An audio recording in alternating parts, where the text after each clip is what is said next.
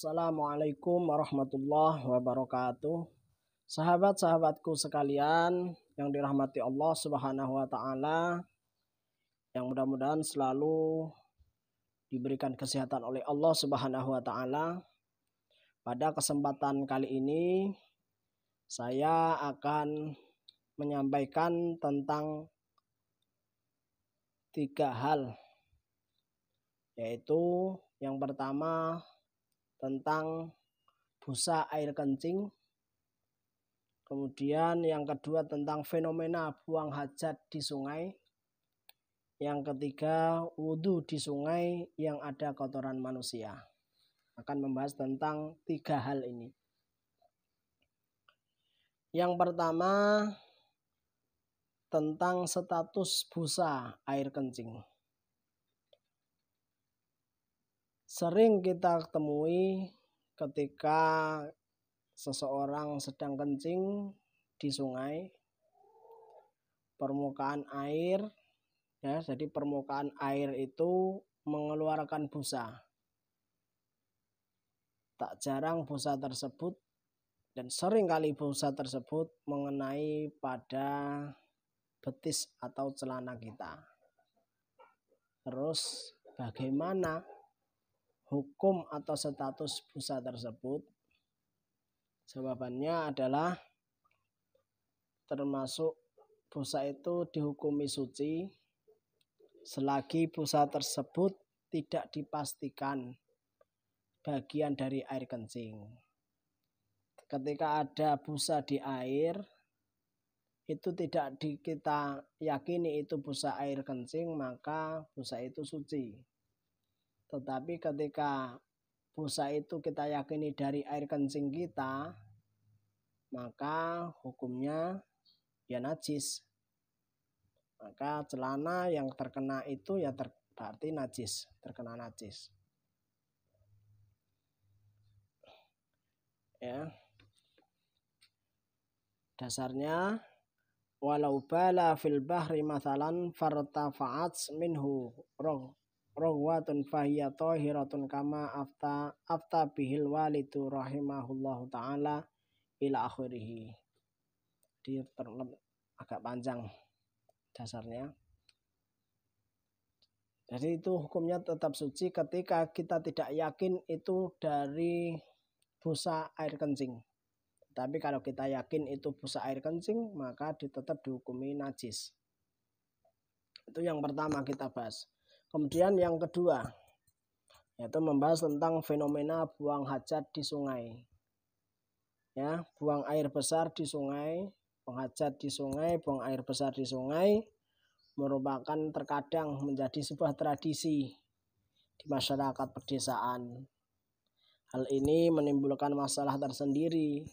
Akan ada sebuah masalah tersendiri ketika pantulan air menyebur, ketika pantulan air tersebut menyebar kemana-mana di saat jatuhnya kotoran tersebut ke dalam sungai.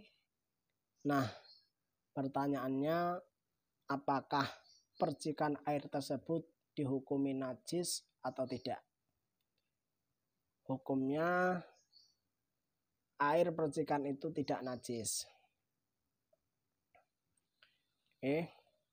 Jadi air tersebut dihukumi suci ketika buang air besar di sungai dan kotoran itu keras, ya, kotorannya keras, maka itu percikannya dihukumi suci.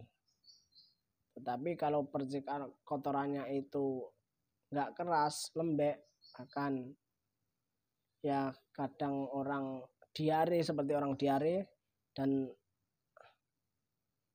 percikannya maka dihukumi najis. Dalam referensinya dalam kitab Fathul Mu'in, walau turihat fihi ba'ratun fawaqa'at min ajalit torhi qadratun ala syai'in lam tunajjishu ila akhirih. Jadi biasanya kalau Kalau yang muncrat itu biasanya yang keras-keras. Kalau buang air besar keras. Kemudian yang ketiga, membahas hal yang ketiga, berwudu di sungai yang ada kotoran manusia. Nah, bagaimana? Di sungai-sungai di pedesaan kegunaannya sangat multifungsi.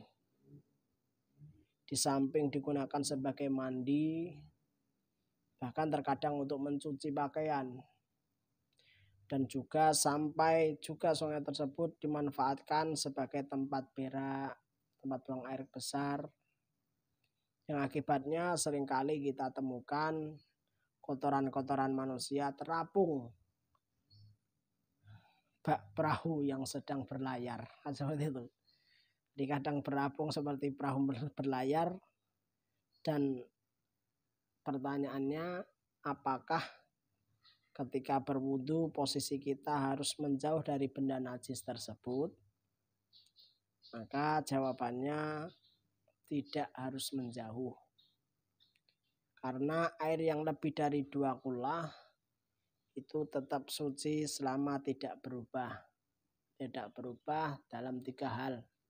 Yang pertama yaitu tidak berubah warnanya, tidak berubah baunya, dan tidak berubah rasanya. Rasanya tetap, baunya tetap, dan juga warnanya tidak berubah. Jadi ketika 3 hal ini tidak berubah dan air tersebut lebih dari 2 kula, maka ketika ada kotoran di sungai, kalau sungai itu pasti banyak, biasanya sampai mengalir itu pasti banyak, maka kita tidak perlu menjauh sampai jauh sekali, nggak perlu, tetapi itu sudah cukup ketika kita mau berwudu di dekatnya, karena tidak merubah pada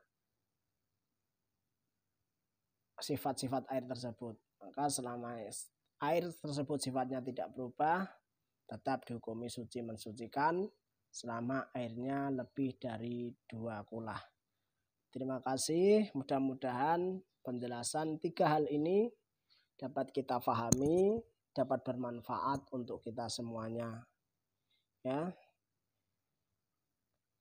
Dan bagi sahabat-sahabat sekalian, supaya tidak tertinggal dengan video-video saya selanjutnya yang membahas tentang banyak hal tentang ilmu agama, silakan sahabat-sahabat sekalian pencet tombol subscribe-nya, like-nya, dan juga loncengnya supaya tidak tertinggal video-video saya selanjutnya. Terima kasih, mudah-mudahan bermanfaat. Wallahul muwaffiq ila aqwamit thoriq. Wassalamualaikum warahmatullahi wabarakatuh.